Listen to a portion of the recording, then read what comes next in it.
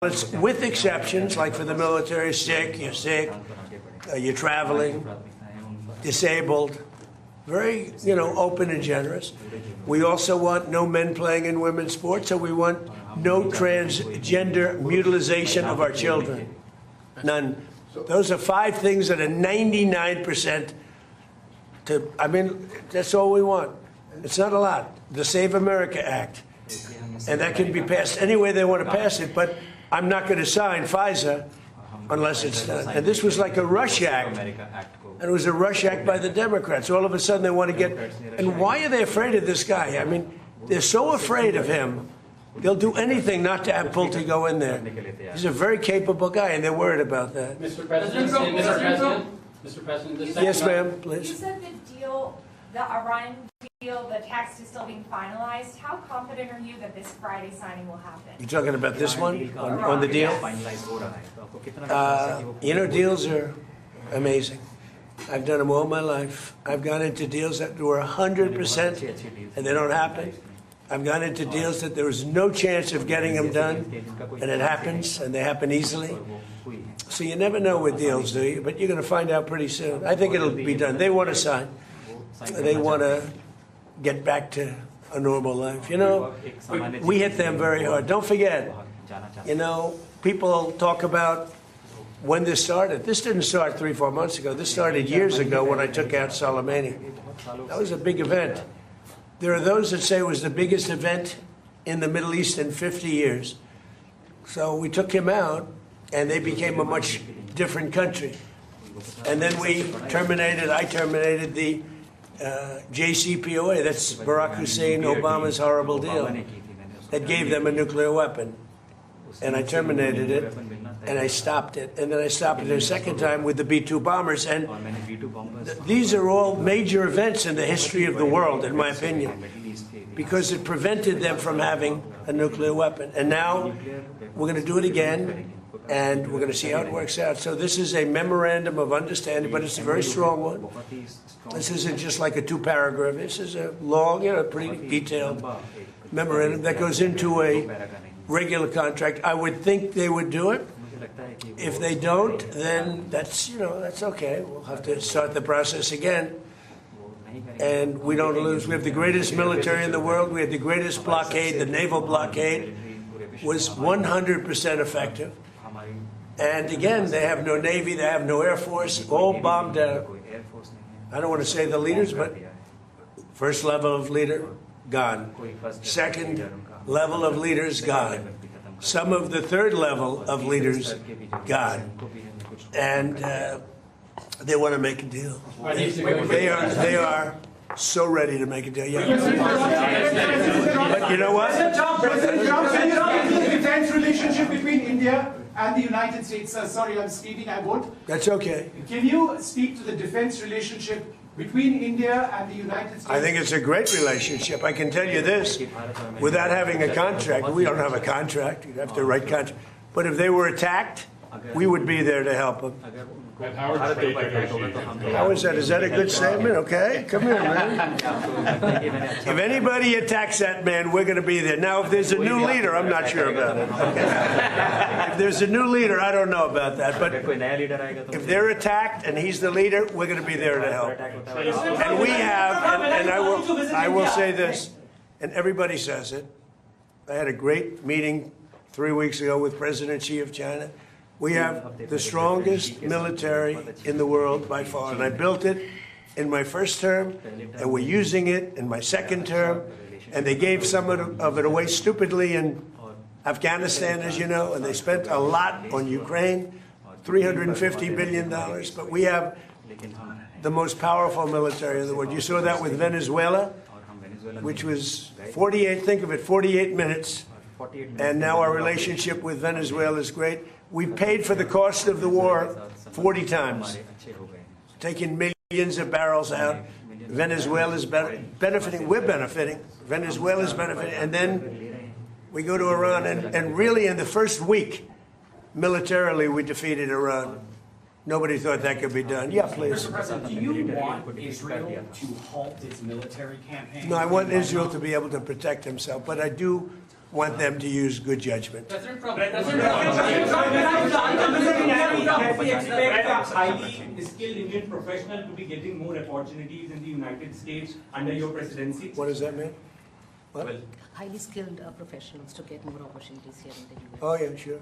I mean, always. yeah. We've always had tremendous relationships in terms of employment with India. Very talented people. We've seen European leaders interact very warmly with you at this summit. Do you think that they're coming around to your worldview? Well, I think they think I was right. I'm sort of always right. You know, when you get right down to it, I think they think I was right. They feel good. Now all of a sudden they all want to be involved. There's no reason to have them because it's pretty much over. But they all want to be involved. He'd be involved if I wanted, but we don't want to waste his time or his people. No, the European leaders, the meeting we had today was just the leaders. I don't even say the European, the leaders that we had met with. In addition to the 7, we had quite a few come in. They all were willing to get involved. Thank you. Thank you very much. We had a great meeting on AI. We had all the top people here, and it was a great meeting. And as you know, we're building tremendous numbers of plants, but AI, we're building the biggest in the world. We're number 1 in AI by a lot, and it was a very productive How's it meeting. going with the negotiations with Anthropic? He was here, going fine. I think it's going fine. Energy cooperation. How do you see energy cooperation? India is diversifying, buying more energy from across the world, including United States, and it's enhanceable from beyond. How do you see India buying energy from you? India can do anything they want with us. We have the best relationship. We cannot be closer than we are. Would you say that, sir? I don't think we can be any closer. Both him and I and our nations, but it really starts with the two of us. We cannot be closer. Thank you very much.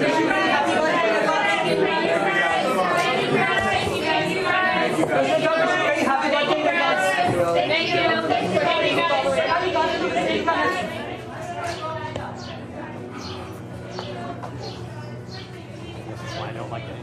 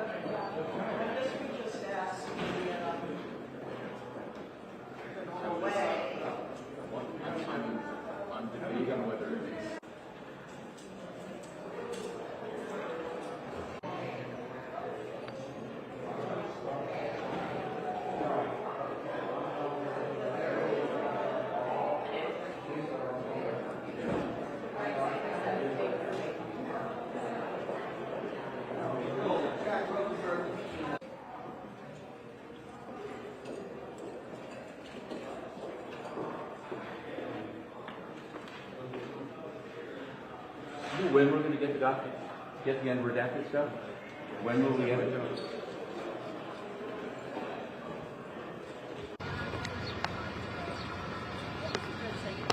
Le monument qui s'est perdu. Et voici, au milieu, right? We're not going to be Can you explain just a basic thing for our viewers what just happened so people understand? Are you able to just like summarize what?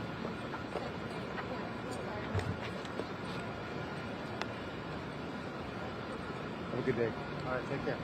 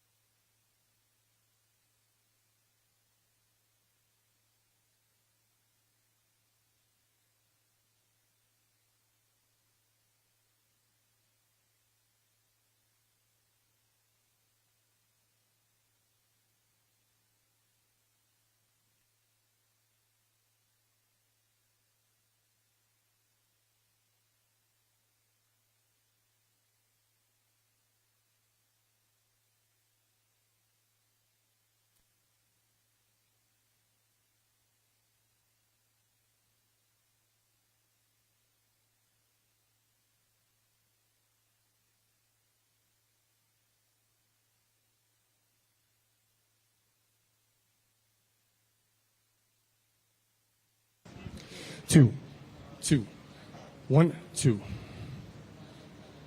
Press 1, 2.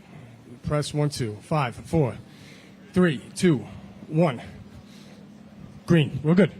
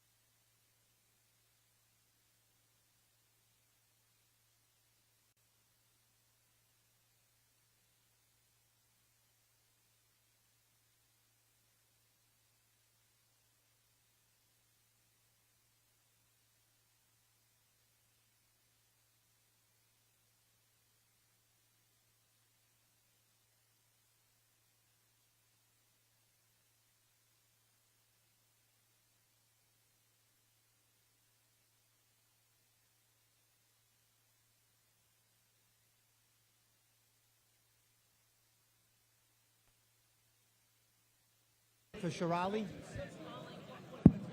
Trying again.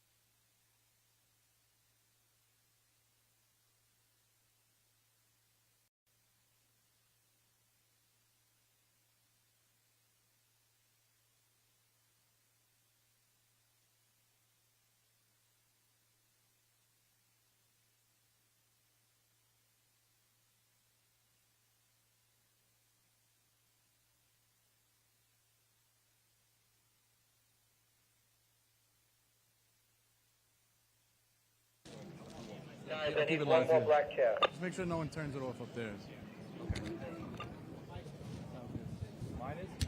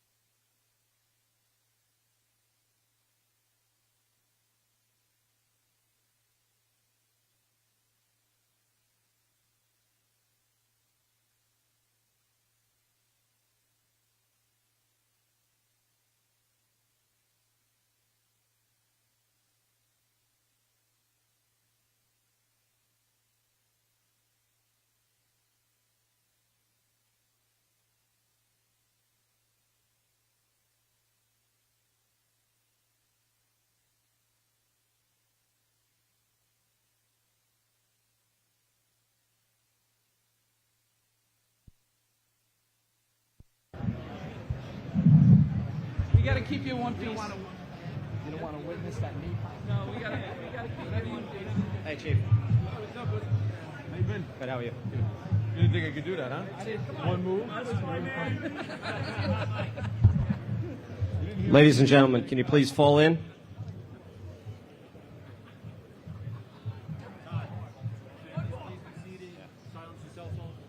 Families, can you please be seated? And we kindly ask you all to silence your cell phones.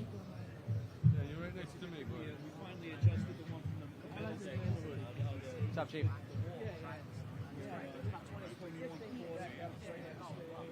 It was like that. It was about an inch difference. That's all it takes. Theory of expectation.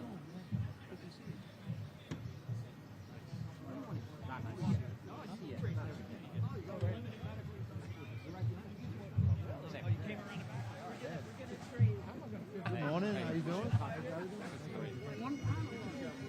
Hello again. We're going to lay it out like a red carpet.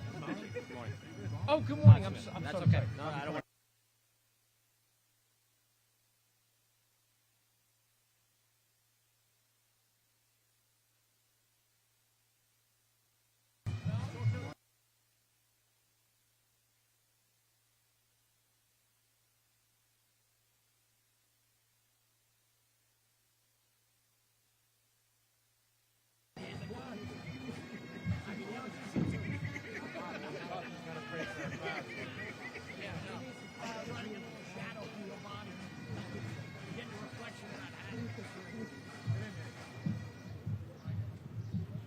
Let me just wing it. After you, I guess. Chief Meyer. I'll try. Don't be offended. Okay.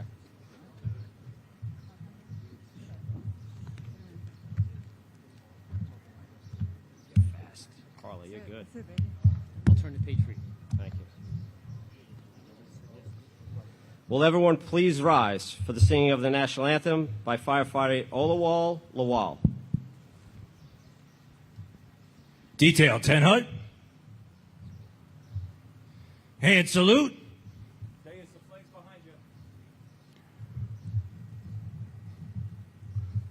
Oh, say, can you see by the dawn's early light what so proudly we hailed at the twilight's last gleaming, whose broad stripes and bright stars through the perilous fight o'er the ramparts we watched were so gallantly streaming, and the rocket's red glare, the bombs bursting in air, gave proof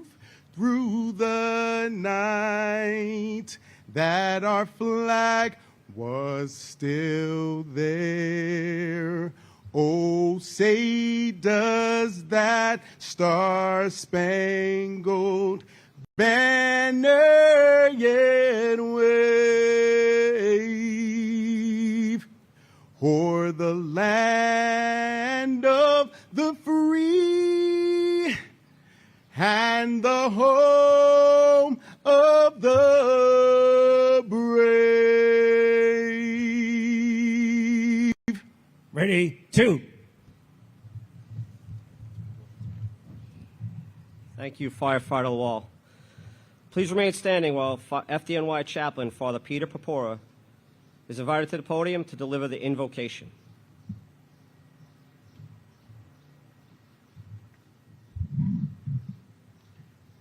Let us pray. Father of mercies and God of all consolation, as we gather on this 25th anniversary of the Constant les Father's Day, positions qui ont été les miennes durant les derniers mois, vous pourriez avoir un doute sur les rapports de force. For sure. Mais quand il s'est agi de la sécurité du Danemark et de la question du Groenland, quand il s'est agi de l'intégrité territoriale de l'Ukraine et de la paix et de la sécurité en Europe, quand il s'est agi de nos producteurs, je n'ai jamais été ambigu ni faible. Et j'ai toujours été clair dans l'expression de mes désaccords. Très clair. Soit à Washington, soit à Davos ou ailleurs. Mais j'ai toujours maintenu le dialogue. Parce que c'est ça la diplomatie. Si la diplomatie, ça n'est que recevoir des gens avec qui vous êtes totalement d'accord, la question que poseront vos successeurs, c'est au fond à quoi servent ces réunions? Vous savez que vous êtes d'accord avec ces gens, ça ne sert à rien de les voir. Regardez tous les sujets que j'évoque depuis tout à l'heure. Si nous n'avions pas vu aujourd'hui le président Trump, son équipe, si pendant les 2 derniers jours, on n'avait pas tenu ce G7, où en serions-nous sur l'IA? Un clash constant, parce que sinon ce monde ne se parle que par tweet ou par déclaration de presse interposée. Et donc quand on reconverge, quand on arrive à dire on est d'accord sur l'IA, j'ai été le premier à dire quand je pensais que ce n'était pas approprié de faire des frappes unilatérales sans objectif clair. Il y a une paix qui est signée avec des objectifs clairs, le Liban qui est dedans, la dénucléarisation, enfin en tout cas des garanties claires sur le nucléaire. Je suis d'accord, je soutiens. Sur l'Ukraine, on soutient l'intégrité territoriale, on soutient avec force leur rééquipement des sanctions sur la Russie, on se réengage. Quelque chose se passe. Sur l'intelligence artificielle, on reconverge. Oui, quelque chose se passe. Chacun a son style ensuite, et je ne le commande pas. Mais je pense que le rôle de la France, c'est de tenir tête et d'assumer sa voix quand il y a des désaccords ou que ses intérêts ne sont pas pris en compte. Mais c'est aussi d'être accueillante, de savoir honorer ses invités. Et je le fais, somme toute, du Premier ministre indien, en passant par le président indonésien, au président du Kenya ou du Nigeria, jusqu'au président américain. Parce que je pense que la force de la France, c'est aussi cela. Et nos grandes actions diplomatiques se sont aussi tenues par des capacités à bien accueillir le monde ou les autres grands dirigeants. Ça passe par là aussi. Et n'ayons pas honte de ce que nous sommes. Versailles est un instrument diplomatique et un instrument de puissance. Et vous savez quoi? Je l'ai utilisé dès juin 2017. Il y a eu des choses qu'on a obtenues. Puis après, ça s'est pas aussi bien passé que ça avec le président que j'ai accueilli en juin 2017. En tout cas, je l'assume totalement. Parce qu'à chaque fois, en tenant une position de fermeté ou en réengageant et en accueillant avec chaleur, je défends les intérêts de mon pays. C'est ça ce qui compte. Et quand je défends les intérêts de notre pays, de la France, j'ai à cœur de le faire en accueillant bien les gens, en faisant en sorte qu'ils soient bienveillants avec nous et que derrière, ils prennent les bonnes décisions pour nous. Je crois que c'est ce que les Français attendent de moi. Et au fond, je suis comme les Bleus. Que je joue à l'extérieur ou à domicile, mon but, c'est de marquer des buts. Voilà. Et quand j'accueille des équipes, j'essaie de bien les accueillir. Nous arrivons à la fin de cette conférence de presse. Merci beaucoup. Il y a une toute dernière question. Ah, ok. Je n'ai pas le... Merci, Président, Monsieur le Président. C'est avec plaisir que je suis là et je pose des questions au nom aussi des autres journalistes de mon pays, le Brésil. Je suis correspondante en Europe pour Globo, chaîne de télévision du Brésil. Votre équipe m'a dit déjà que vous voyez président Lula comme un interlocuteur important avec le Sud global, avec les BRICS spécialement, mais le Brésil n'a pas signé la majorité des déclarations de ces sommets, de ces G7. Il y a une interprétation selon laquelle c'était tout pour avoir l'unité avec le président Donald Trump, avec un discours d'antagonisme contre la Chine et aussi en laissant à côté des questions très importantes. Les rôles des ONU, la crise climatique. Que répondez-vous à ces critiques? Êtes-vous déçu avec la position du Brésil? Et juste pour finir, est-ce que vous avez discuté avec Lula aussi l'interdiction des importations de viande brésilienne par l'Union européenne? Merci. Alors, sur votre deuxième question, c'est une décision ponctuelle du commissaire européen et qui fait bien son travail. C'est-à-dire qu'en fait, il contrôle si les règles sanitaires pour protéger le consommateur européen sont respectées. Quand elles ne sont pas respectées, il interdit ou il refait des contrôles. C'est ce que j'ai toujours défendu. Parce que vous êtes dans une région aussi qui a un gros potentiel agricole. Comment vous voulez, moi, que je dise à mes producteurs, tu n'as pas le droit d'utiliser tel ou tel antibiotique pour produire de la viande ou du lait, puis on va importer de la viande ou du lait qui vient du bout du monde qui l'utilise. Vous allez me dire, vous êtes fous. Et le président Lula, c'est un grand leader social et environnemental. Nous aussi. Et nous, on le fait. Donc, le commissaire européen a raison et on contrôle. Après, sur votre deuxième question, j'ai envie de dire, c'est plutôt au président Lula qu'il faut la poser. C'est à lui de dire s'il s'engage. Moi, je vais vous dire de manière très pragmatique ce qu'on a fait. Soit on dit, on veut aller sur tous les sujets où on sait qu'on n'est pas d'accord avec les États-Unis d'Amérique. Sur le climat, on sait qu'on n'est pas d'accord. Sur le rôle de l'ONU ou du Board of Peace, on sait qu'on n'est pas d'accord. C'est aussi un des sujets sur lesquels j'ai tenu tête. Bon. On a essayé de les ouvrir. Quand ça ne marche pas, on ne va pas faire du 6+1, sinon ça ne sert à rien de faire un G7. Et là, on fait même un G7+. Par contre, moi, je pense que ça a beaucoup de valeur d'avoir les États-Unis d'Amérique qui signent avec nous un texte sur les minerais critiques et les chaînes de valeur.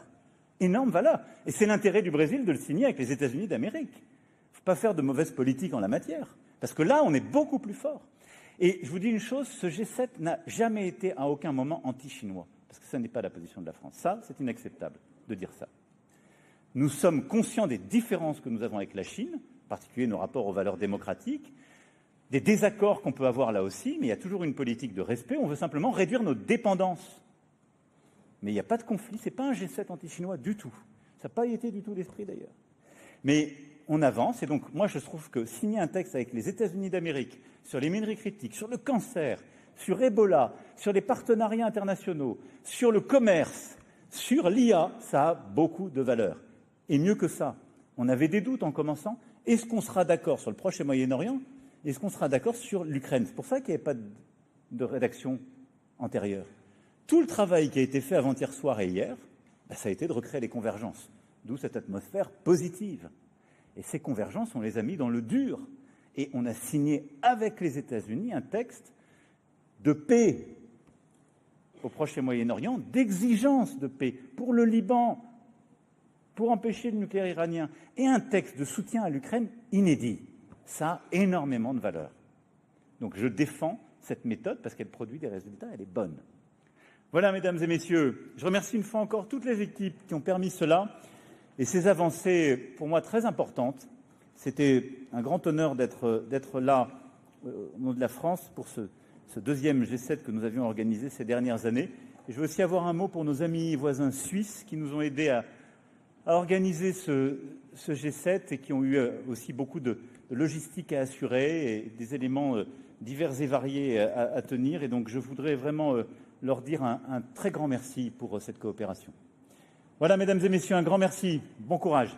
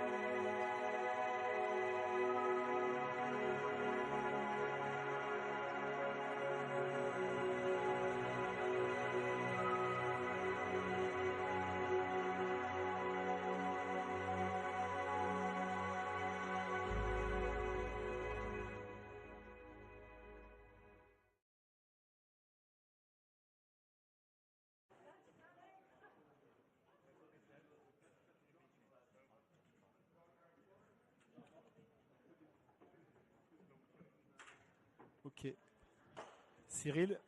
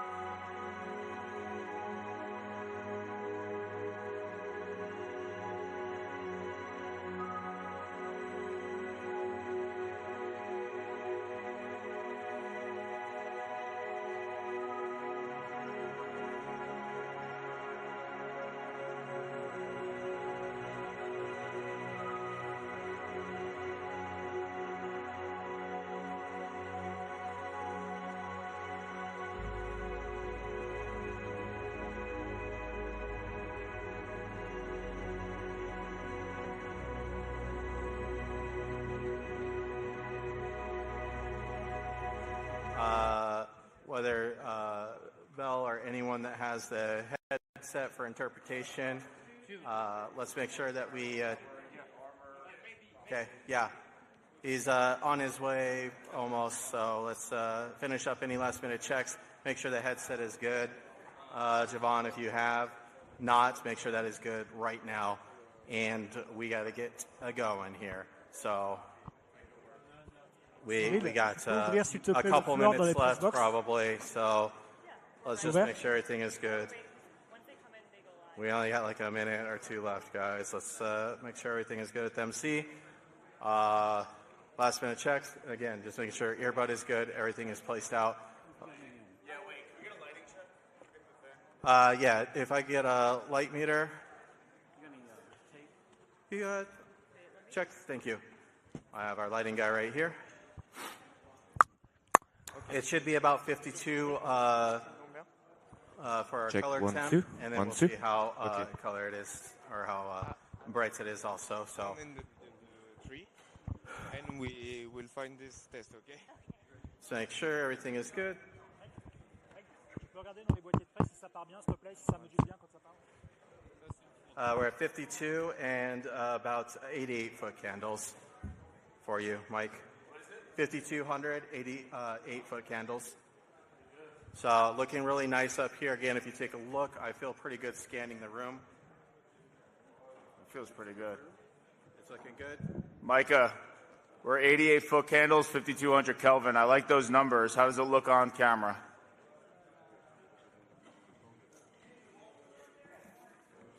Is it orange? All right. Check our pool.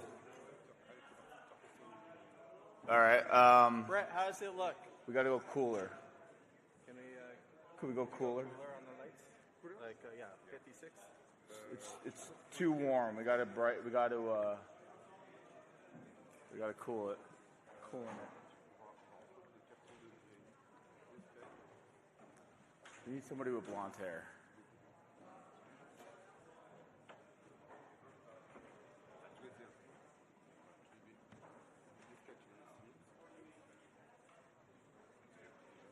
Nah, we already got tape. We're good. Hey, Faith. 53. I need you to stand up here. We need to use your hair. What's that? Nothing. Just final life. All right. Kate, we should bring the press in. He's moving. 54? Can we go? Yeah, a little bit more? Yeah. Faith, stand on there. And we need your hair.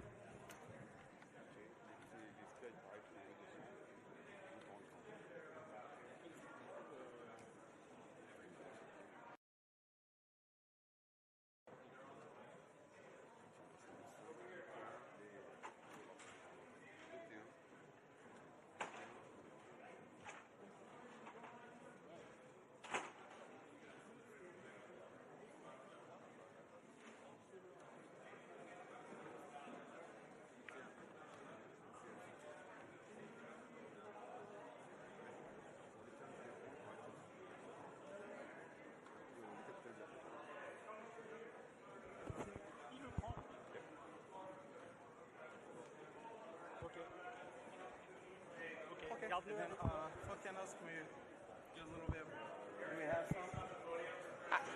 I don't see one. Sorry. Is there earpiece? I don't know what it looks like. We can change it. I just I don't have it. Put it on. It's still on. Yes. But we can change it. Wait, which one is this? English and Hey. Yeah, sure. Perfect. Am I good? Tu me reçois, Cyril? Hey, Mike, we're at hello. 112 now and 57. 112. Too hot? Back down. 90? Yes. Essai. Yes. Test. Pour Courtney. Test de son. Test. Test. Est-ce que tu me reçois? You receive me? Yes. Micro 4. 90. Micro 4. Do you receive me? Yes.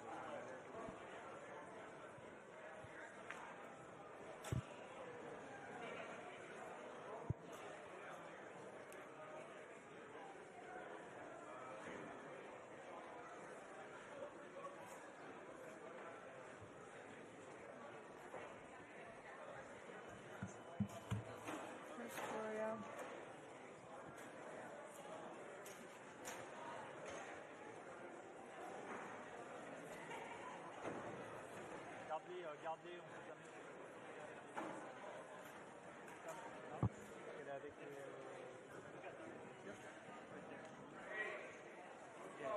Put it on the podium. Am I right here? It's on the podium. You checked it?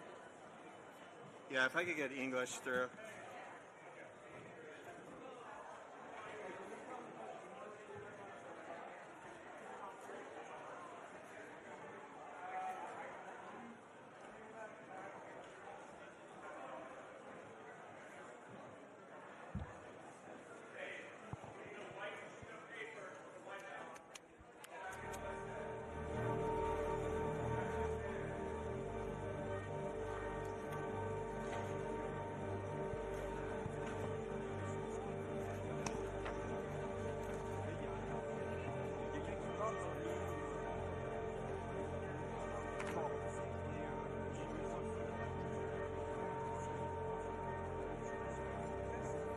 Can I get a quick English through 3 really quick instead of tone? Hold it up high.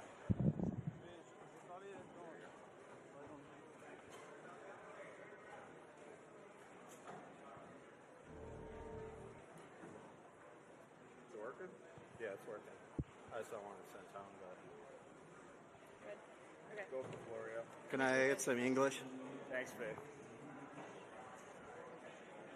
Perfect. Number 3 is getting English. Thank you so Good much. copy. Let's hold him in OSA. English is good. This test in English for the level. Test the traduction for the level. Level. Test of translation. We were at 92 and 57. That's definitely cool, right? Yeah, 57 is cool. Yeah, that's about the best you can get without.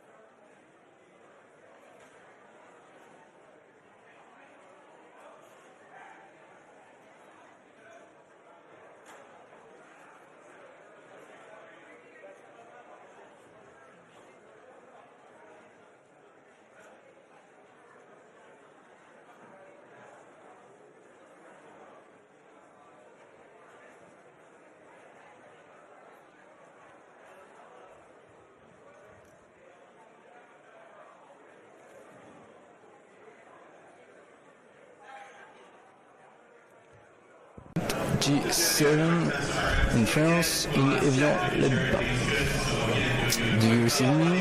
For the translation, test, check. For the translation in English. Test, check. 1, 2, 1, 2. From the translation in English. Check. Do you receive me? 1, 2, 1, 2. And we're about 93 foot candles, 92, right in about that range. Just to let you guys know, but again, just verifying our audio checks are good one last time, verifying everything is settled in. If anyone is having problems, we will do our best to try and help you out, but definitely our last audio check and camera check to verify everything. I am on my tippy toes. This is pretty close. I'm about an inch or two shorter, but pretty close to about where he will be for any shots you guys are trying to set up for. Take a look. We all good and everything? Awesome. Thank you so much. Again, if you guys need anything, this was our last audio check, verifying everything is good. Thank you.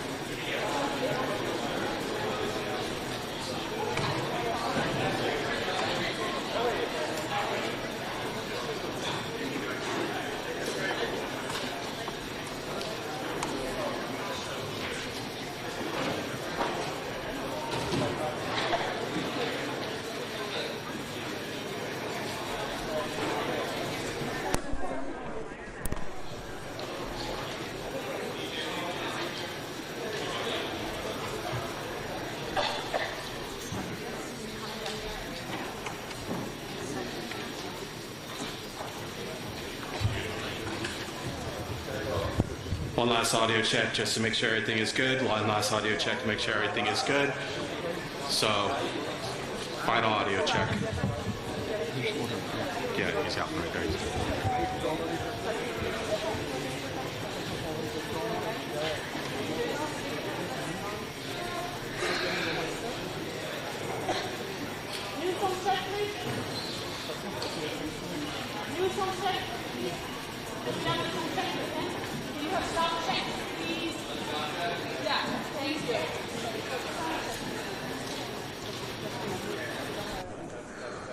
Test. Can we? Test. Please. Microphone test. Okay.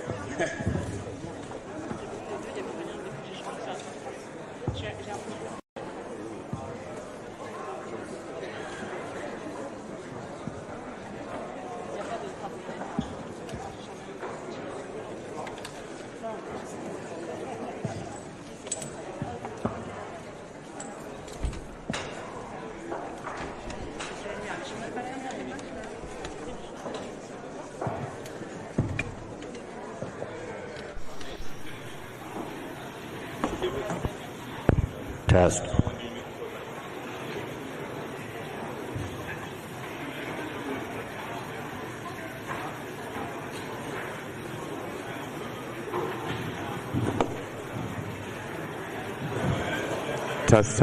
Test.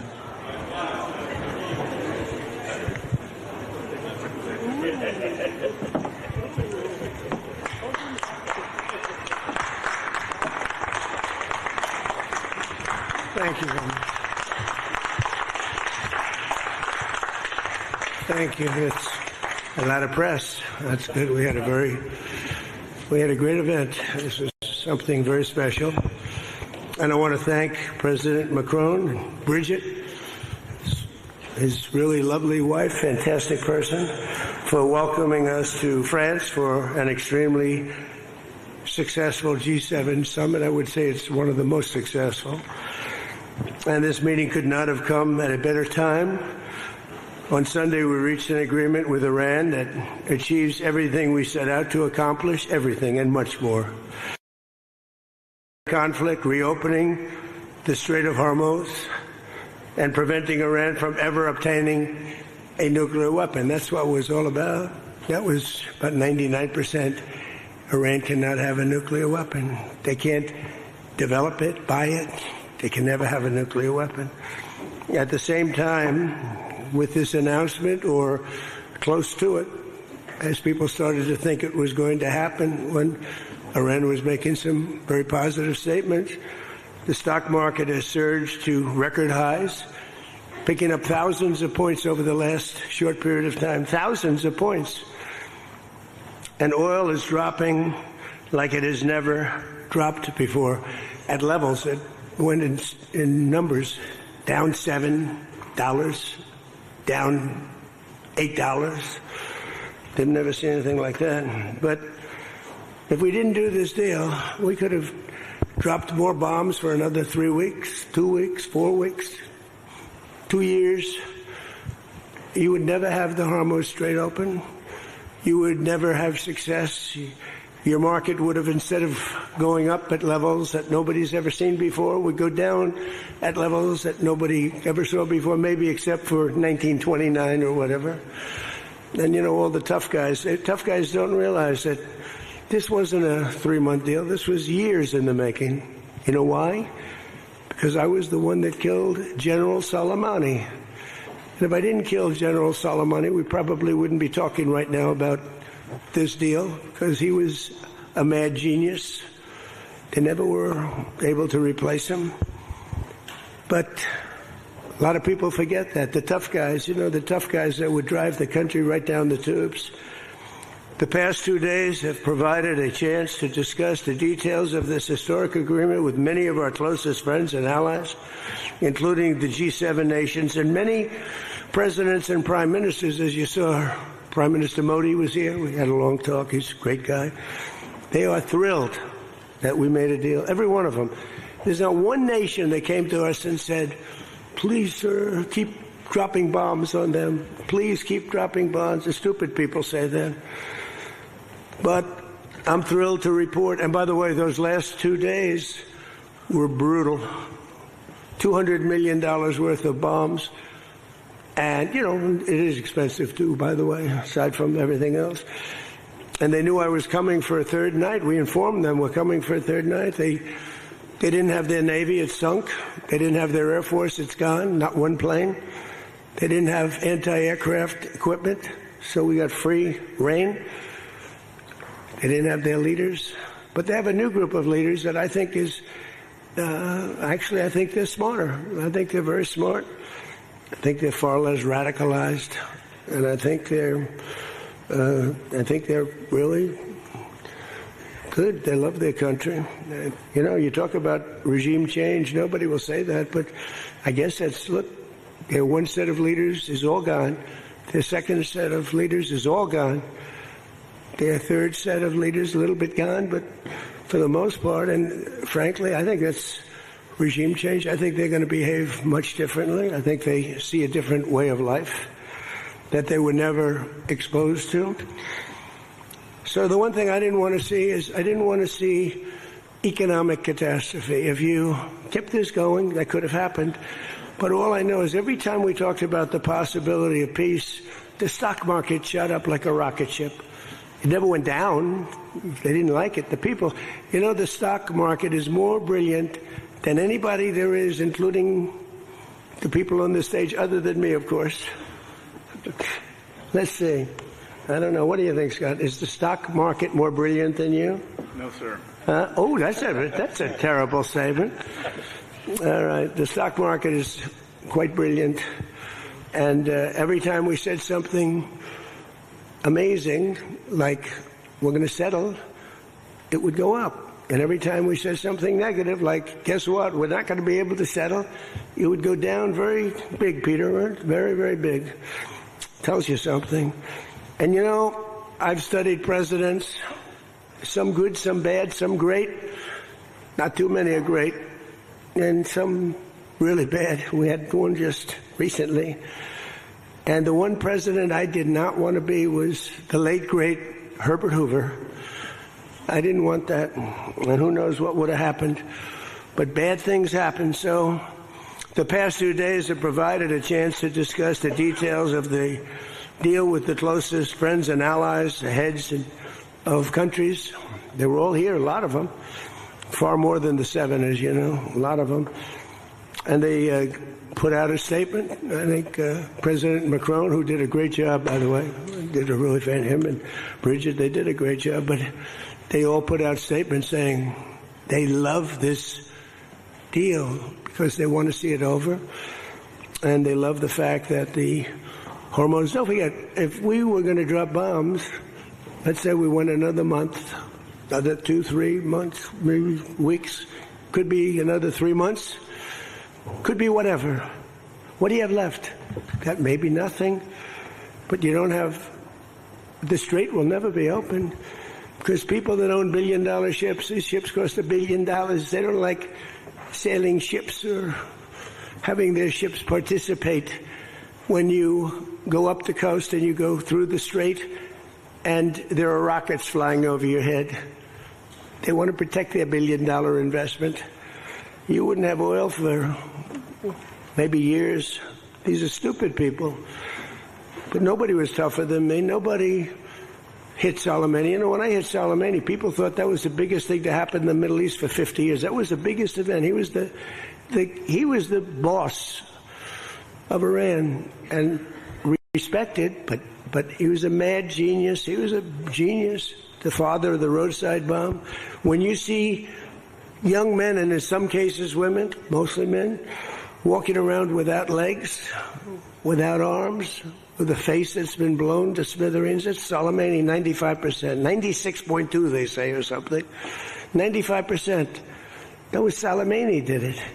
Happened to come from Iran, and I blew him up. You remember that? I blew him up in the Valley of Death. He got off his plane and we followed him, and in all fairness, because they've been wonderful to me, Israel, but they didn't want to do that attack. They were all set the night before the attack. They informed me they didn't want to do it, so I had to make a decision. I made the decision to do it. But it was a joint venture, as we say in the real estate business. That was a joint venture between Israel and us. We studied it for a month. We knew what plane he was going to be on. Almost a month before, he only traveled on commercial airliners, the big ones with lots of people, because he knew we wouldn't shoot him down. He's very smart. But we knew he was going to be on that plane. We followed him. And then Israel informed me that they won't do it. And I had to make a decision. I had some very good generals, and not the ones you see on television, very good. And I want to thank also Pete Hegseth and General Raisin Kane, who's phenomenal. Okay, these guys are phenomenal. They can't be better. But I had some good generals, and I said to them, well, if Israel's not going to do it, we're all prepared. Do we do it? Do you like doing it or not? He says, sure. If you want to do it, we can do it. How well? We'll do it just as well or better. We'll do it ourselves. We don't need anybody.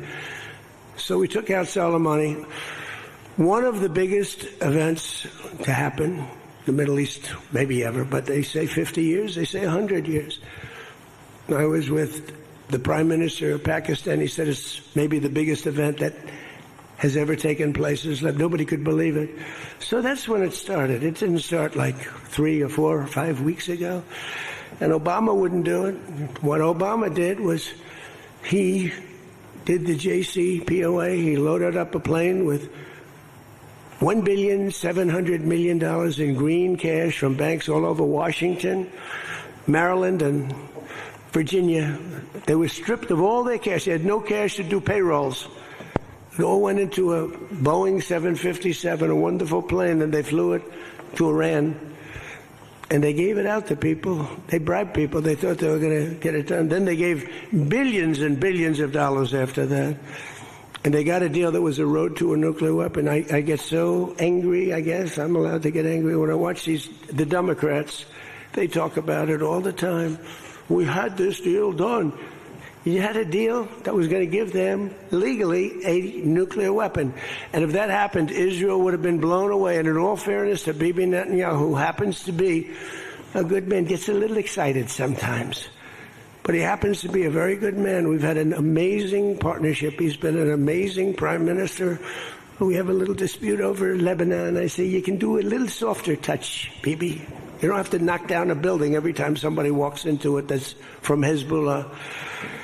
But it's been an amazing partnership. But he will say, we're the big partner and he's the very small partner, and that's true.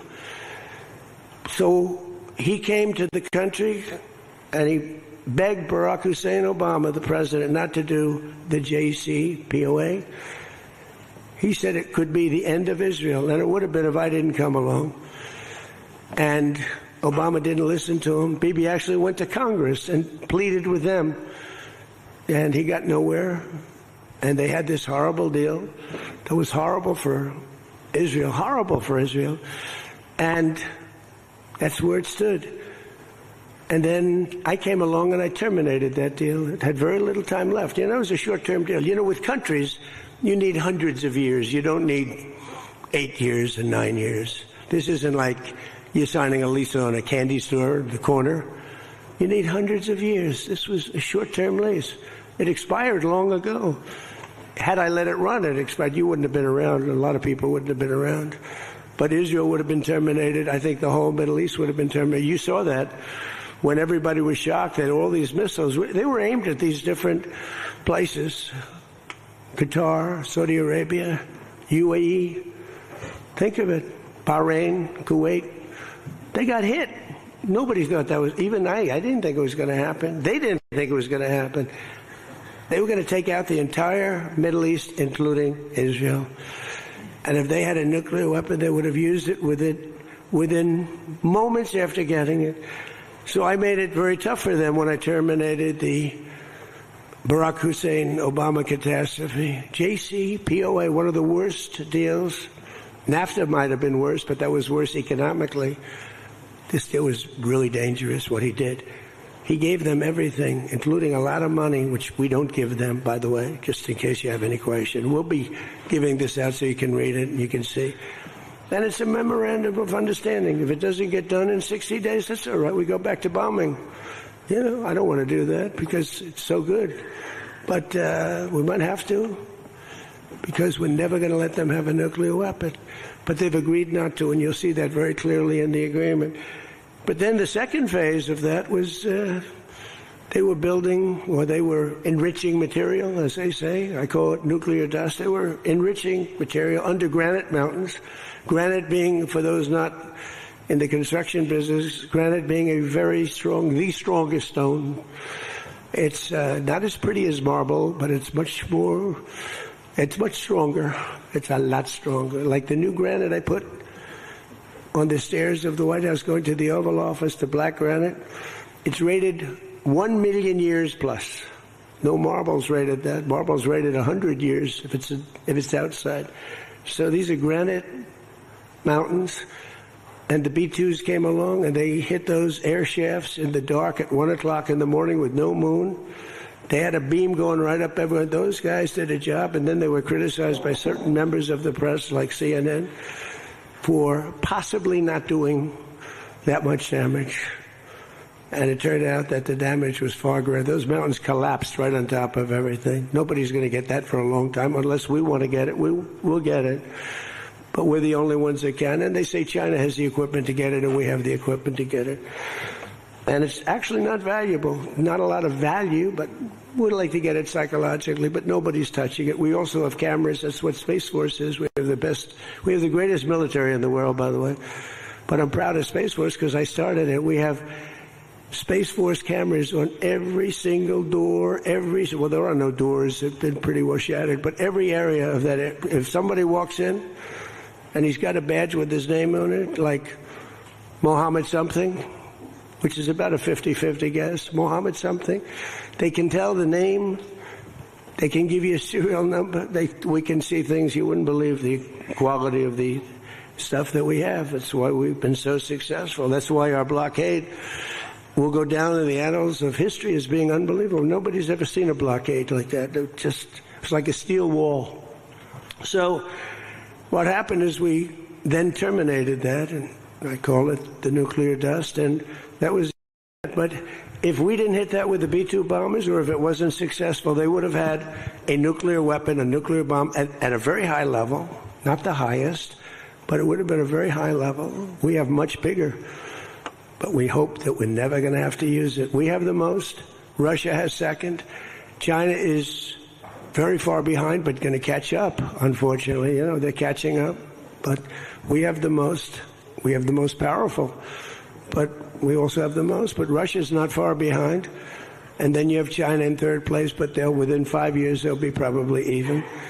And we ought to make a denuclearization deal. It would be so great. We don't need all of that. We don't need to be able to blow up the whole world 300 times over. It's terrible. It's really, if we could do a denuke deal, I'd love it. And one of those two is very willing to do it, I will tell you. But the other one is less willing to do it. And you need all of them. So the deal we reached with Iran on Sunday will be signed shortly. Tomorrow, maybe the next day. Subject deals. All my whole life is all about deals. That's all I ever did is make deals. And crazy things happen with deals. I've gone into deals where it's a guarantee. No way it can not be signed. And it doesn't get signed. And I've gone into deals that you have no chance of making, and they go like nothing. So, but we're going to most likely sign a deal. They want to sign a deal. And they've been acting very appropriately. They took a big 2 hits last week. Those were 2 very big hits. So, importantly, Iran has agreed that they will neither produce nor procure a nuclear weapon. Neither produce, because originally they said, they talk about that they will not develop a nuclear weapon. And some people found it okay. These guys didn't, in all fairness, but some people... But I didn't like it. Said it won't develop. I said, what happens if they should buy? I don't know. It's very dangerous for somebody to sell, because whoever sells them a nuclear weapon will get nuked themselves. If they sold a nuclear weapon, only a few that could do it, they would be nuked. They wouldn't have that country long. So it's a very dangerous thing for somebody to do. But I wanted it in there. So it's develop, procure, buy, anything. And you'll see that when you see the agreement, but it's appropriate that we release the agreement. And we did send a copy to Israel, by the way. They've been a good partner. Again, I think they could do better with respect to Hezbollah. I'm not saying they shouldn't protect themselves.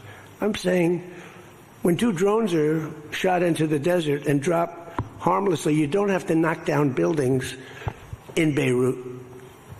They could behave better. And frankly, they could do a better job. I love them as a partner. They were terrific. But they could do a much better job with Hezbollah. On that, I don't think they're doing well. And I feel very bad for Lebanon. Lebanon's been, it was a great culture. They had the professors, the doctors, the lawyers. It was an incredible culture, maybe the highest in the Middle East for years and years, centuries. And for the last 50, 60 years, they have been just trashed. They have been living in hell. So they'll work closely with us to turn over the so-called enriched material that's very deep in the bowels of the earth, very deep. Nobody can get it. So it's not important that we do it quickly, but we could do it fairly quickly. When we have a chance, we'll do it. But in the meantime, we have cameras on every inch of it. Nobody can do it. And if they do, we'll hit them with Patriots, that's all. And they'll be gone. And they know that. Technical discussions on the removal of all stockpiles of enriched materials will begin immediately. We're going to start that immediately. And unlike Barack Hussein Obama, who sent Iran pallets of cash and any relief they receive under this deal, they'll have to get based on merit. And it won't be from us. We don't have to give them anything. But some people may want to invest. Like, what are you going to do? Say you can never, ever invest in a country? I mean, it's pretty tough. I don't mind being tough, but it's pretty crazy. You can invest in a country. You can invest in any country you want, but you can't invest there. Well, they need investment because we did $1.5 trillion, maybe $2 trillion worth of damage. So somebody's going to have to help them out. There's no guarantee about helping them out, and could be their neighbors will help them out a little bit. I don't know. But it's a lot of money. Almost nobody has that kind of money. That's the kind of damage that was done. But we're not investing any money. There was a fake story. There was a fake news story that got a person, a good person. J.D. made a statement. It was a perfect statement. And they reported it in a very strange way. But that's why it's fake news, I guess. So we don't give them money. We don't give them any of that. And what happens is with time, if they behave, if they be a citizen of the world, a reasonable citizen of the world. And I think this group, again, I didn't do this for regime change, but I think this group is regime change. I mean, hey, the first group is dead. One little morning, having breakfast, the whole group, they thought they'd never be caught because we never bombed during breakfast, but we bombed. And they all, 88 people. And I'm not proud of that at all. But the second group came in and they were very unreasonable too. And they were all gone. They were all gone. And then the third group, we've been dealing with them. Couple left this planet, but we've been dealing with them. And again, they've been fine. I mean, I've had a lot easier. I've had some easier ones. They're tough, they're smart. Maritime traffic through the Strait of Hormuz has already increased very substantially, and the normal flow of energy will resume in the coming days, and trillions of dollars will be made by the world, and the stock market will, I believe, continue to rise. The only difference is that a player that's very volatile, very tough, very smart, frankly, they have in one way a primitive culture, but it's also a genius primitive culture. They're very smart people, very good negotiators, but so are we. So rather than possibly going into a depression, rather than having your favorite president be Herbert Hoover, I was always the one I didn't want to be. I wouldn't have preferred Nixon. I wouldn't have preferred, there are plenty I wouldn't prefer, but the one I always thought of, Herbert Hoover, and he caused it. He raised taxes too fast, and he raised interest rates too fast, all at the same time. And it caused the Great Depression. So I don't think I'll make mistakes like that. I lower taxes, I don't raise taxes. In fact, we just gave you the largest tax decrease, largest tax cut in the history of our country. So we'll be working on a parallel effort with the Gulf nations to address non-nuclear issues such as the conventional ballistic missiles, which we'll be talking about, and support. I mean, they have to have some because other people have some. You got to have some. Somebody said you shouldn't give them one. And I have guys. I like some of these guys, but I don't think they're smart. Sir, you shouldn't let them have any missile. I said, well, what am I going to do? Am I going to let Saudi Arabia have missiles, but they can't have them? Yes, sir. It doesn't work that way, It doesn't work that way. And missiles aren't the problem. Missiles they hurt a little location, but they don't blow up the planet. So the Gulf nations will address the non-nuclear issues. We'll be talking about the ballistic missiles, and we'll talk also about the terrorist proxies that they have, that we don't want that to happen. But I want to thank our partners in both Pakistan and Qatar. These people work so hard. And they knew them a little bit. In the case of Pakistan, quite well. In the case of Qatar, they were sort of at odds. And, Qatar was great because they had right next door. When I flew from that location to Saudi Arabia, I'd fly for 40 minutes, and I'd fly to UAE for 40 minutes. Two great leaders there, by the way. In the case of Saudi Arabia, the father's still alive, and he's fantastic, and the son is going to be great. He's going to be great. The Crown Prince and Mohammed at UAE is an incredible warrior. He was dropping bombs Last week I said, who the hell's dropping all those bombs? It was UAE. He's a good fighter, Mohammed.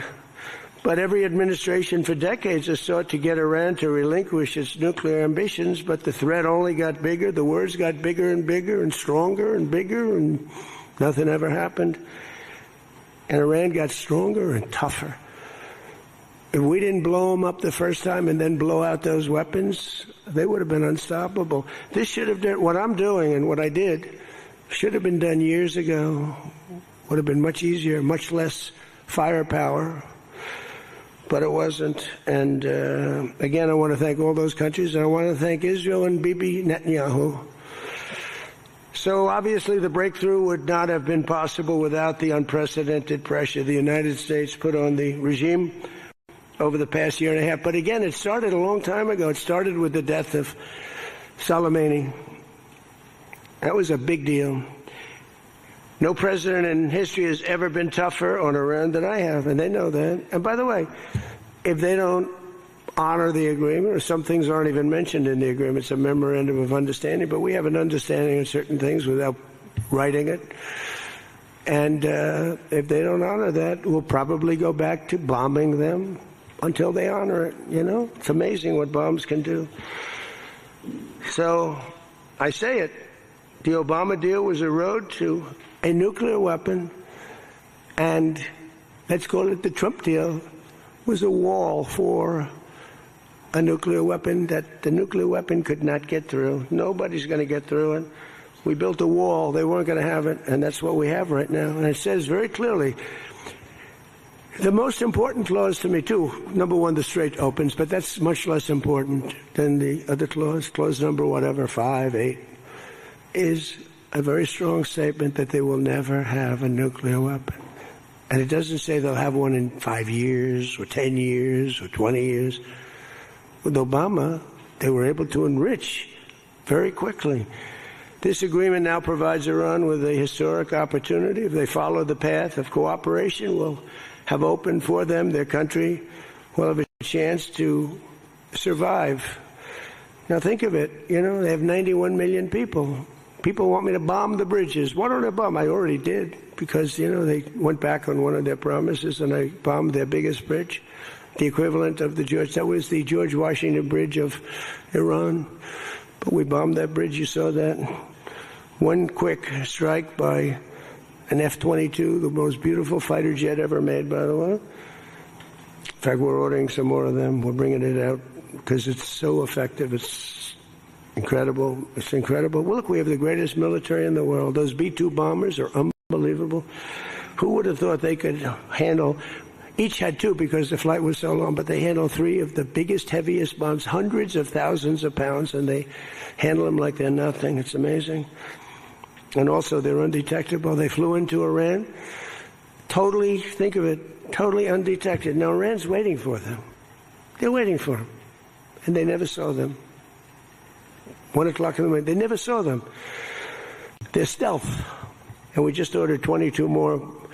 The newer, upgraded version, which I guess is better. I don't know how do you get better. But as I expressed to the world leaders here this week, it's my hope that the peace agreement will be the beginning of a much larger deal all across the Middle East. We're very close. Look at the job we've done on Gaza.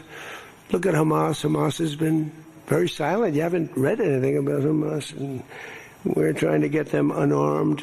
You know, they grew up with a machine gun in their hand. I think they actually, when they were born, they came out with a machine gun in their hand. So it's not the easiest thing, but they've actually, you know, behaved pretty well, considering this was not the lifestyle that they were taught to have.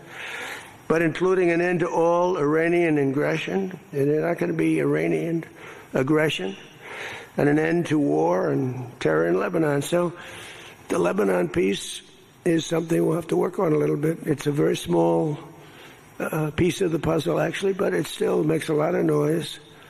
The big deal is the Iran deal. That's where the money is, where the power was. But they have Hezbollah, and you got to get that done one way or the other. We'll do it. I think Israel can do a much better job on it. Syria would love to do it. I was very responsible for the gentleman at Syria that's now the president of Syria, he's done a tremendous job. He's put that country together in a year and a half. Sort of like our country, a year and a half. It's pretty similar size. They said, please don't put him there. He's a very violent man. Al-Qaeda. I said, well, I know one thing, a Boy Scout's not going to work. And he's actually done a very good job. He'd love to go in and, Hezbollah is an enemy of his, and he'd go in but he wouldn't knock down buildings every time he hears there's somebody. He'd just go and get them with precision. But I don't know that people want that. Maybe they don't. Maybe Lebanon doesn't. We have to be guided a little bit by Lebanon. And by the way, the president is going to be coming, Prime Minister, President, going to be coming over to see us very shortly, over the next week or two. Good man. He's, man is living. What a tough life he's got, because he's got tough groups of people. And it's amazing. Amazing there is a Lebanon with all they've been through. They have been treated worse than just about, I think, anybody. Disrespected incredibly. So the expansion of the Abraham Accords is the other thing that we hope we're going to get. And I think Saudi Arabia, if they lead the way, they'd be doing themselves a big favor, because everybody that's in it, UAE went in right from the beginning, the warrior. And they never got out. Nobody ever got out. You think maybe during the war. They were all everybody was afraid of Iran. And that's why we ended up with the original members. But then when the election was rigged, that's right, and I wasn't here at all, nobody did anything. The country went to hell in every way. That was the least of it. Middle East was the least of the country went to hell, allowing 25 million people into the country, unchecked and unvetted, many of them criminals, many of them murderers, 11,888 murderers allowed into our country. So this was the least of it. But the past 2 days have also provided an opportunity to discuss a number of other key issues with members of the G7 and our partners. Yesterday morning, we had a productive conversation on the war in Ukraine.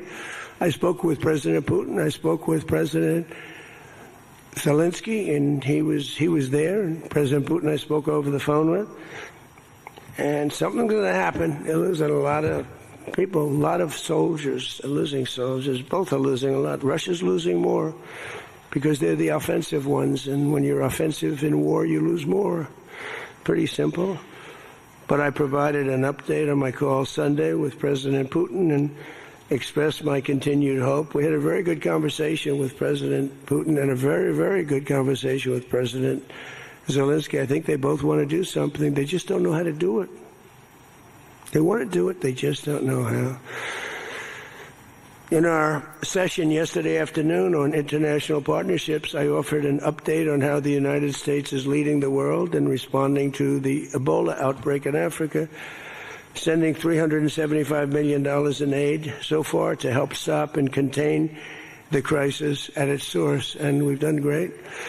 I was with the president of a couple of presidents came over, by the way, from African nations, and they were so happy with what we did. But where it's unfair is we gave $375 million. The rest of the world gave essentially nothing, maybe a couple of bucks, but nothing. And they were all saying, thank you so much. And I think they've done a good job. It's a terrible thing. Ebola is a terrible thing. That's an unbelievable one. Fortunately, it's not like COVID where it's that easy to spread around, but it's rough, and we've done a good job. We've moved people to certain quarantines, certain locations. But today we also had excellent meetings on the economy and artificial intelligence, which is amazing what's going on with that. It's going to be the biggest thing ever. We have to be very careful with it. It's both great and could be bad. We have to be careful with it, but we're leading China. We're leading the world on that. We're allowing them to do their own electric plants because they need, as an example, those buildings are so big, and they're not taking the community's electricity. I gave them the right. It's my idea. I gave them the right to build electric plants like Con Edison in New York. Dig we must. And they've come up with plants that nobody's ever seen anything like them. Those are by very high IQ people. So they're actually building electric plants. So because Otherwise, they could never build a building because the grid is old and tired and broken and a mess. So they're building it, and they're going to sell very cheaply, they're going to sell their extra electricity into the grid. So we take care of a lot of things, like California, which doesn't have nearly enough electricity. They don't know what they're doing there. And instead of having blackouts and brownouts, they'll be able not to. We found a great deal of unity here at the G7, and we signed a declaration on illegal immigration, the first time ever for a G7 statement. They did a beautiful statement.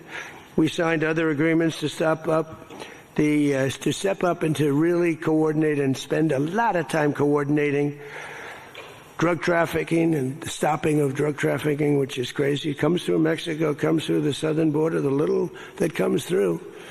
They find a way, they put it, they're genius. If they would use that genius for good, they'd be very rich people.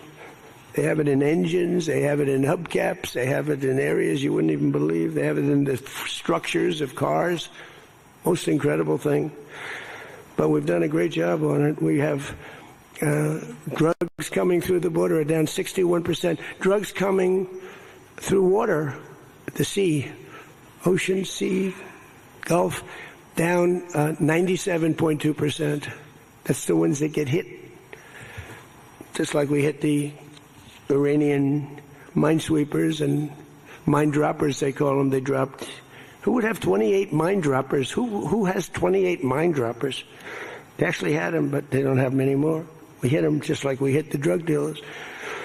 But drugs are down by water 97%, and over 60% they're down. And now we're going to go and focus on the land. They come through Mexico. Mexico has lost control of their country.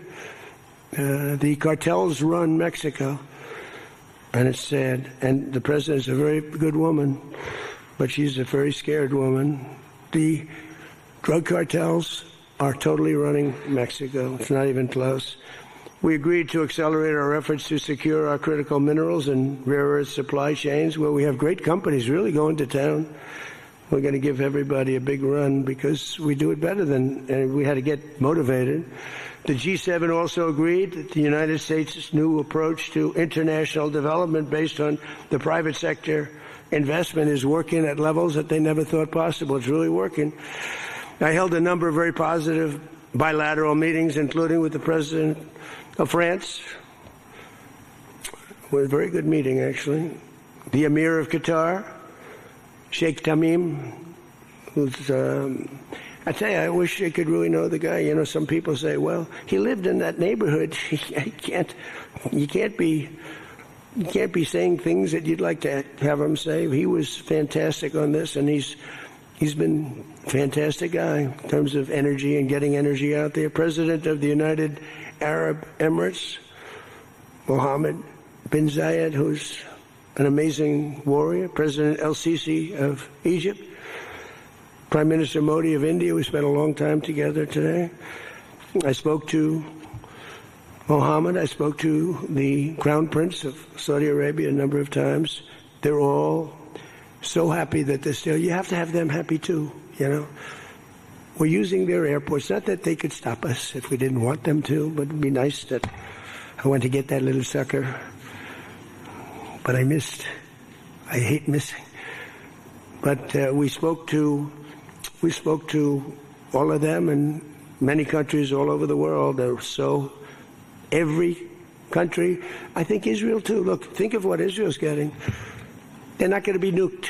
It's very simple. I told Bibi, your biggest risk was that they drop a nuclear weapon into the middle of Israel. They'd only need one, and there would be no more Israel. Think of it, Bibi. You got the best, the most important thing that you were asking for is that.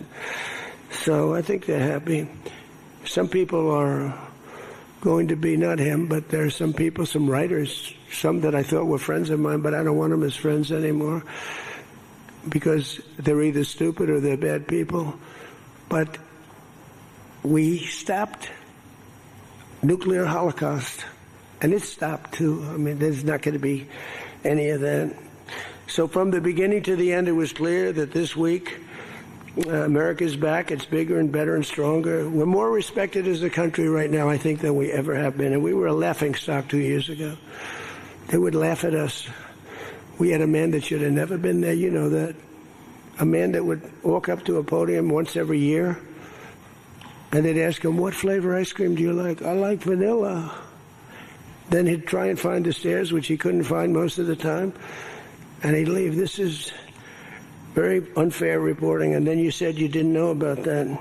You didn't know there was something wrong. We can never let that happen to our country again. To me, the worst. We had the worst inflation ever. We had the worst in prices and the costs.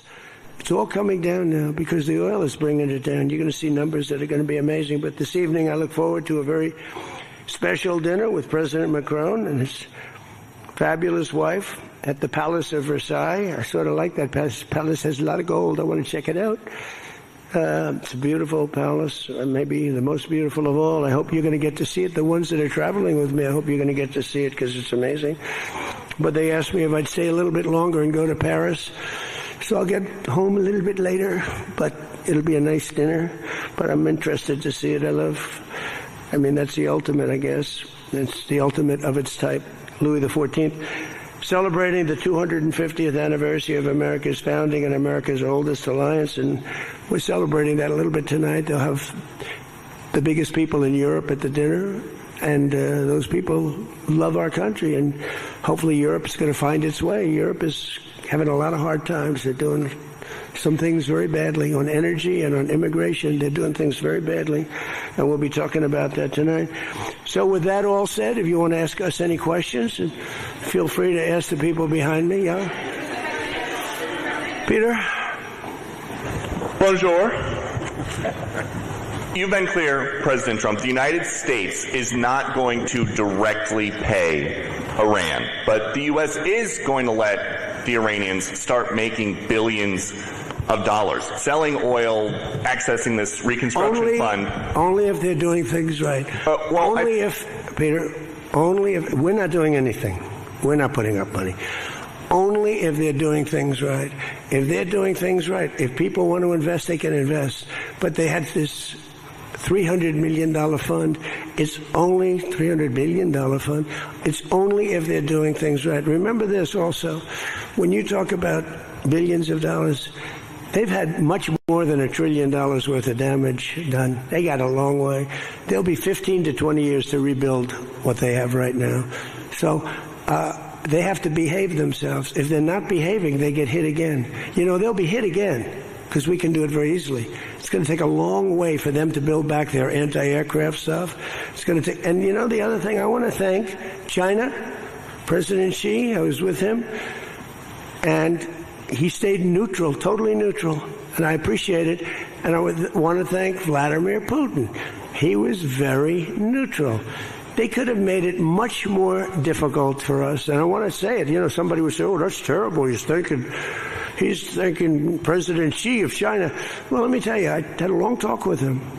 You know, they have shoulder weapons to knock down airplanes. That it's not like the real deal, but they're accurate. They're fairly accurate. I said, I would really appreciate you're not giving or selling any of that stuff to Iran. And you know what? For the most part, he didn't. So I just want to thank them because they made it a lot better. Can you explain, though, what the difference is between giving Iran U.S. dollars and unfreezing U.S. dollars for Well, the unfreezing is an easy one to answer.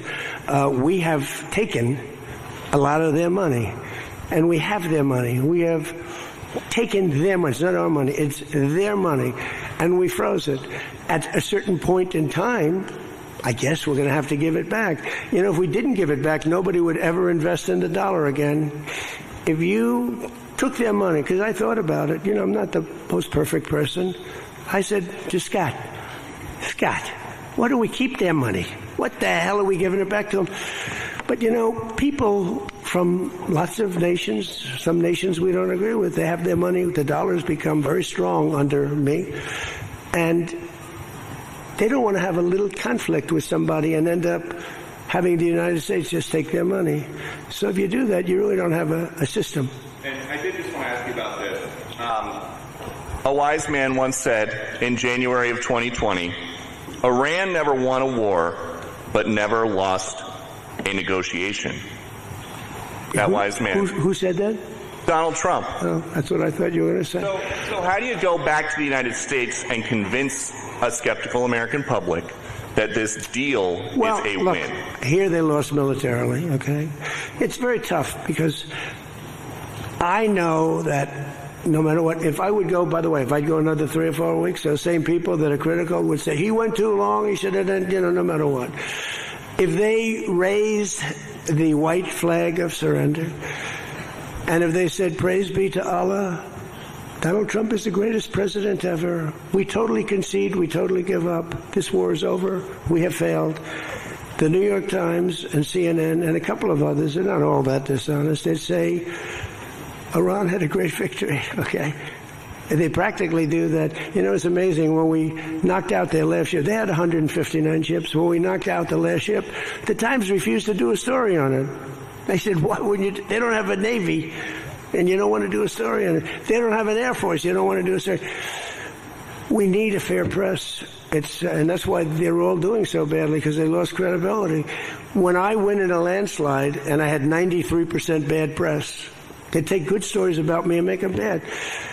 But the only reason that happened is because they have so little, the media has so little credibility that the people voted for me. 93% of the stories on network, ABC is horrible. I think ABC is the worst. NBC is terrible. And CBS is terrible. CNN, obviously. And I never get good stories, no matter what I do. I could do the greatest thing. I won't get good stories on this. I'll get it from fair media. I'll get it from all over the world. They're running good. But no matter what I do, I'm going to get bad press. I know that. Now, if I did the opposite, if I went out and continued to bomb them for another 4, just bomb the hell out of them, I'd get bad press on that. No, there's nothing I can do. But what this does is it allows the ships to go. If we keep bombing, those ships won't be going. And you're talking about $500, $600, $700 million a day. It's a lot of money. A lot of money. That's why the world is okay. It's liquid. It's fine. Also, we run out of reserves in about 4 weeks. You know, there are reserves all over the world, and we would really run out. And there'll be a time when you wouldn't be able to get it. And you want to see bedlam? So for all those so-called geniuses that want to show me how smart they are, ask them why didn't they blow up General Soleimani? Ask that of the general and a couple of other people that I like very much, but boy, are they wrong. Go ahead.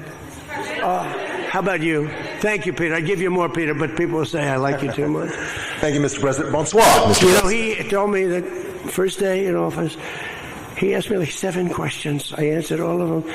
Is this true? He said, he just answered more questions in one meeting than Joe Biden did in 4 years. Okay, you know, I'm not going to get you in trouble, but that's what you said. Go ahead. Bonsoir, Mr. President. In The Art of the Deal, you write about the importance of leverage. Yeah. Obviously, you have a lot of leverage when it comes to Iran, whether it's militarily or through economic sanctions. What leverage, sir, do you have when it comes to Israel and Hezbollah to ensure that they abide by the ceasefire? Well, I think we have leverage just by the fact that we really have Iran now has to be good. They have to behave. And we might help. That's a much smaller conflict. It's a conflict that should be able to be over with. I'm surprised it's taken so long. And it's a much smaller, but we have a lot of leverage. We have the greatest military anywhere in the world. We have the strongest, most powerful. Look at the blockade. By the way, the blockade was more impactful than all of the bombing raids where we dropped $1 billion worth of bombs on Iran.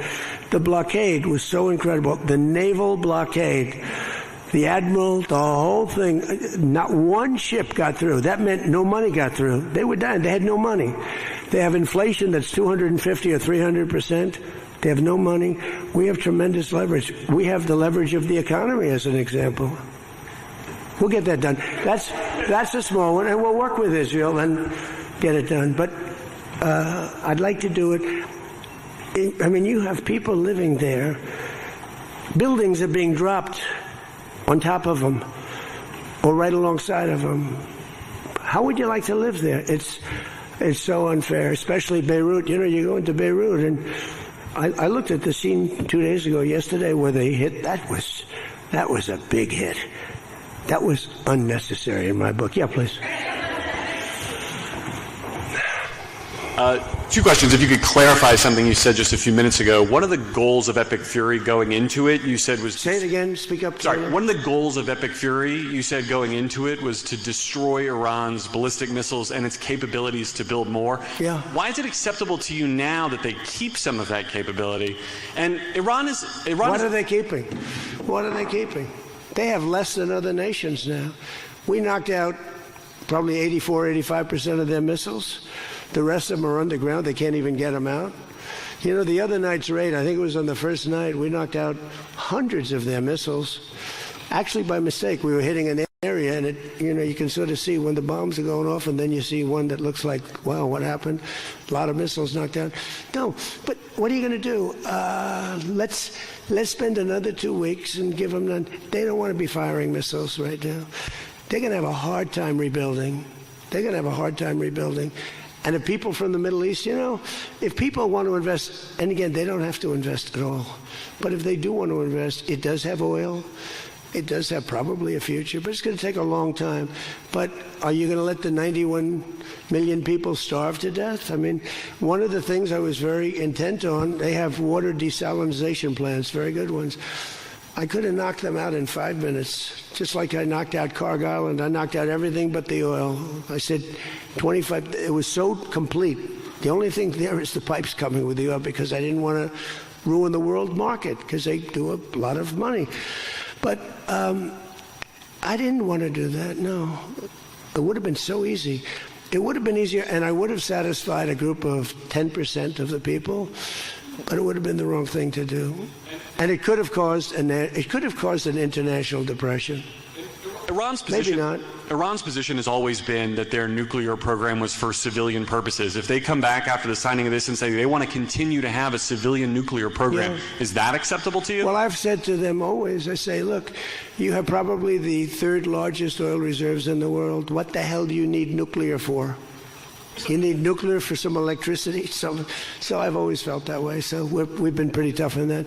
It is a little hard, though, when you say that somebody wants it, other people have it, other adjoining states have it, and you're not letting them have it for purposes of electricity and things like that. It's always a little tough. You have to use a little common sense, please. New York Times, please. Thank you, Mr. President, for the question. Now that you're approaching a new phase in this conflict with Iran, can you now say whether you will hold anyone in your administration accountable for the strike on a school that killed more than 100 children on the first day of the war? No, if it was a fault, and as you know, that's under investigation. It's such a strange question to be asked at this state, because you're talking about a long time ago, but nobody did that on purpose.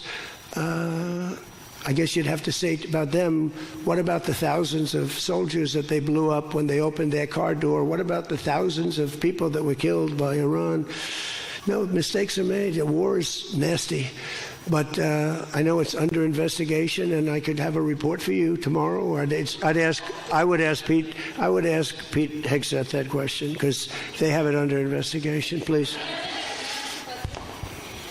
Mr. President, you've been saying all week that this deal permanently prevents Iran from getting a nuclear weapon, but the drafts of the deal that have been floating around barely mention Iran's nuclear program. So can you explain how exactly the deal achieves that goal? So when I say permanently, it should be permanently. But if it's not permanently, we will bomb them. They will be bombed, just like I bombed them on Wednesday night and Tuesday night, and was going to bomb them on Thursday night at a level that was 3 times greater, and they knew that. I will bomb them. Now, that's with me as president. If you have a weak, pathetic president, maybe that doesn't happen, but I can only do the job that I have to do. I have a long time to go. I have almost 3 years, close to 3 years. Time is going fast. But our country's become we're the most respected country in the world. Those leaders today, they said, we used to laugh at you. 2 years ago, the same guys, they'd laugh at the country. And now they say, you're the most respected country anywhere in the world. Militarily, even military. Take a look at what happened look at what happened in so many different locations. Afghanistan, that horrible retreat that these people made, leaving equipment behind. They weren't under any pressure. You take your time. You can get out. I was going to get out. We were going to get out with dignity and pride, take 100% of the equipment. I was even taking the tents down. But then they got in and they just left. They left all the equipment. I may get all that equipment back. Now, here's the thing. More symbolic, because it's a little old now. But we may get it all back. So you're threatening... Afghanistan is kissing our ass. You know that? So you're threatening to bomb Iran if they don't comply, but there's nothing enforceable in the deal itself. Is that correct? Doesn't have to be. I let them know. I said, look, if you don't adhere to the agreement, I don't want to do that, but we're going to bomb the hell out of you. And I don't think that they're going to veer from the agreement. What else am I going to do? Am I going to say I'm going to take you to court? Let me take you to court. Let me sue you. No, we're going to bomb the hell out of them if they violate the agreement. I don't want them to. I want them to honor the agreement. Again, the straits close up. Bad things can happen. You know, in war, terrible things happen. Like you mentioned the question before about a school gets hit. Other things get hit. Bad things happen in war. War is a nasty place. I see it. I see it. I see it better than maybe anybody has ever seen it. Go ahead, please. Thank you, President Trump. Oil prices are now plummeting. How do you see this agreement further affecting energy prices in the U.S. and the U.S. economy in the long term? And secondly, Mr. President, how do you think Vice President J.D. Vance did on The View yesterday? Well, first of all, thank you for the word plummeting, because that's what's happening. Oil prices are plummeting. And that means oil prices are going to come down. You know, if you make donuts, you have a heating, you have a stove, and you have to buy the heat, you need the gas or the electricity or whatever you're using. And when oil prices come down, oil is the biggest thing. Oil is, you get oil prices coming down, and they're going to come down. And we're hitting into threes now for gasoline, and that'll come down a lot lower. So I was in Iowa just before this started, and I was saying to myself, I can't believe we're doing so well, but I have to go, and we have to put out this fire in Iran, because I don't want them using a nuclear weapon. They would have used a nuclear weapon. 100% they would have used it. The only question is, was it going to be that day or that week? They would have used a nuclear weapon. They were on the way. And I said, we're going to have to put out the fire. And I said, you know, oil prices, so gasoline, we passed 2 gas stations in Iowa. I made a speech up there. The people are great. I won it by so much. And I love the people, farmers. And we passed 2 gas stations. One was $1.85. One was $1.91. Now, that's Iowa. But it was, I mean, California has all those crazy taxes that they put on, you know, California taxes. But the oil was down to $2 to, I'd say, between $2 and $2.50. And it was heading down further. And we were going to have a great run. We took a little journey down to a place called the Islamic Republic of Iran, and we bombed the hell out of them, and now they can never have a nuclear weapon. Now, we had a disturbance, but I must say it was much less than anybody thought. The oil never went to $350 a barrel. It went to $115, $120. The oil never went anywhere near that. And the other thing, I thought the stock market would go down 25 or 30%. The stock market a week ago, before we started this, was higher than it was when we started, which tells you that we have a very resilient economy. We have the strongest economy we've ever had. Now, the word affordability is a fake word made up by the Democrats. Here's where it's fake, because they made it up, because I inherited these prices. And when I had my first news conference, first day, they started screaming affordability, the Democrats. Affordability, affordability, they're screaming. I say, what's that all about? They gave it to me. They gave it to me. It's affordability. And they use that word to a fare thee well. Well, they were the ones that created the affordability crisis. I'm the one that got it down. Remember, highest insurance rates in history, highest rates for everything. Eggs, remember eggs? They were 4 times more expensive than they were in my administration. And I got it down, Peter, very quickly. Our secretary did a good job of agriculture. Brooke, she did a great job with eggs and everything else. And now that the oil is coming down, you're going to see everything follow. Everything follows the cost of energy. And we're going to end up having the lowest energy anywhere in the world. Please. Yeah. No, please. Thank you. You're from ABC. You're fake news. Go ahead.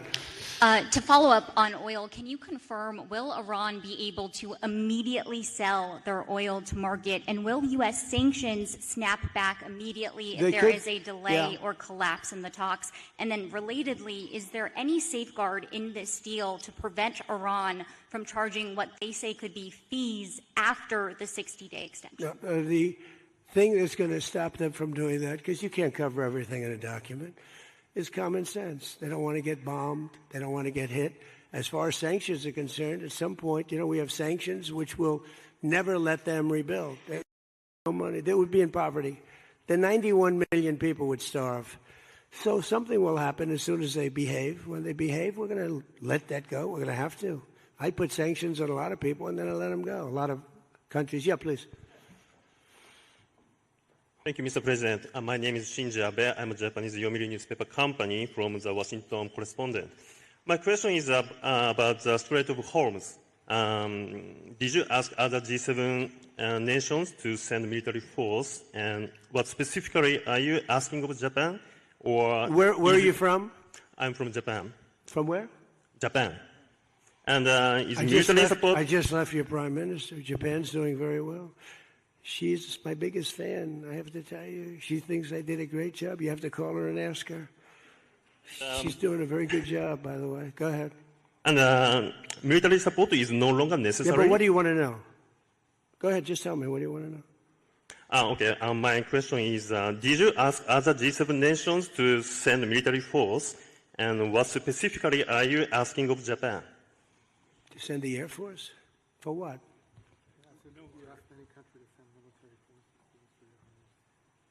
Oh, other countries, not just Japan. No, we don't need it. Oh, by the way, they all want to do it. They all want to do it. Every single one of them. They want to go be a part of it now. Not while the war was going on. I was a little disappointed.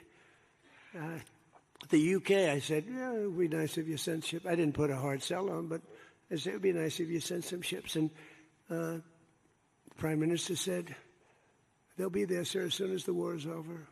I said, did he just say that? I couldn't believe it, actually. Japan has offered to get involved, but I'll be honest, Japan was not willing to get involved during the war. I asked her, I said, you want to get involved a little bit? I didn't put the heavy sell on, but they said, no, we don't want to get involved. Nobody did. We did it ourselves with Israel and with the Arab states that got hit, surprisingly hit. Yeah. Yes, please. Go ahead. Thanks a lot, Mr. President. Question on Brazil. I would like to know, how was your interaction here in Evian during the G7 with the Brazilian President Lula? Did you talk about the new U.S. tariffs on Brazil? Did you talk about the U.S. designation of criminal gangs as terrorists? We did. How was it? I spent a lot of time with him, actually, and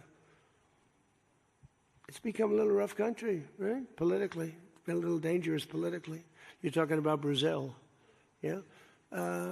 It's been nasty. I hear they arrested somebody that's running for office today. I found that out after we left. I just said goodbye to him, and I heard that they arrested the Bolsonaro Jr. He was doing well in the polls, and they arrested him because he made a statement in Texas. They arrested him, or they want to arrest him. They have something out for his arrest. No, they play pretty tough. But nobody plays tougher than the United States. Look, our elections are totally rigged. We have rigged elections.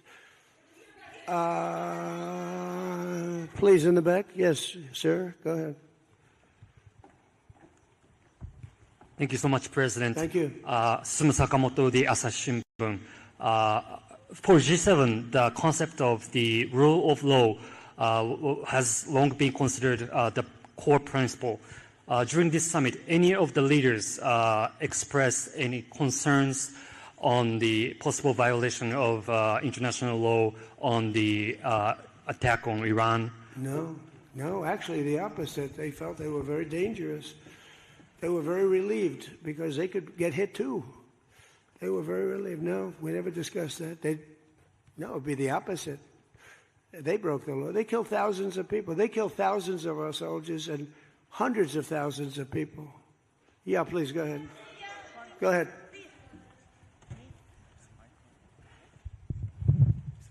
Okay. Mr. President, yes. Yesterday, Pakistan thanks for the Chinese government to help make a peace talk between Iran and the United States. So what do you think about China's work to get the United States and Iran sitting down to talk and make the deal? And the second question is... Okay, let me answer the question. Okay. So I think China's been terrific. I told you that before. They could have been bad. They could have sent in to try and block or break the blockade. They could have sent in an oil ship with 6 destroyers alongside of it on each side. They didn't do that. President Xi helped me. He tried to help, and I think he probably helped get it solved. You know, they get 50% of their oil from that location. So that wasn't that easy. President Xi was fantastic. He tried to help me solve it. And he didn't give any big weaponry. I guess we'll find something somewhere along the line. But he didn't give any big weaponry, I can tell you that. No, I think China I couldn't ask for much more. Again, they were impacted because they get more than 50% of their oil from the Hormuz Strait. And no, I thought they were fantastic. Okay, how about one more question right here? Go ahead, please. The latest YouGov Economist poll shows that Democrats have lost a 5-point edge on the generic congressional ballot. They just have now just a 2-point lead since February. Do you think that they're losing momentum? Well, I see the Republicans in generics. You know, generics are very important. I don't know how accurate, because I see a lot of bad polls. The polls are very dishonest, just like a lot of reporters, like these people over here, are very dishonest. CNN, ABC, it's a whole group of them over there. They're really dishonest people. But, you know, and really networks are very dishonest. And they have to straighten themselves out, or they're not going to be very successful, because people don't believe them anymore. But no, the generics are very interesting because the Republicans are coming up strong even before this. You know why? They're seeing all these lunatics, like the guy in Maine with the swastika. You know, for 10 years they've been calling me a Nazi. And now they have a Nazi running. He's got a tattoo on him. I've been denying it for 10 years. They know it's not so, but they've been calling. I don't think they could call it to me anymore. You know, one more? One more? Go ahead, Peter. Let me finish with Peter, because he's been better to me than he's been to Biden. Thank you, President Trump. I have a question about this weekend. Why not stick around for the signing ceremony with this Iran peace deal? I might. You might? Yeah, I might. But I'd rather, this is a memorandum of understanding. It's very important, but it might not be the kind of a document that I should be signing. There's some element to this where you send the vice president. If it works out, great, you look like a genius for sending him. And if it doesn't work out, it's the vice president's fault. I like that idea, sure. What?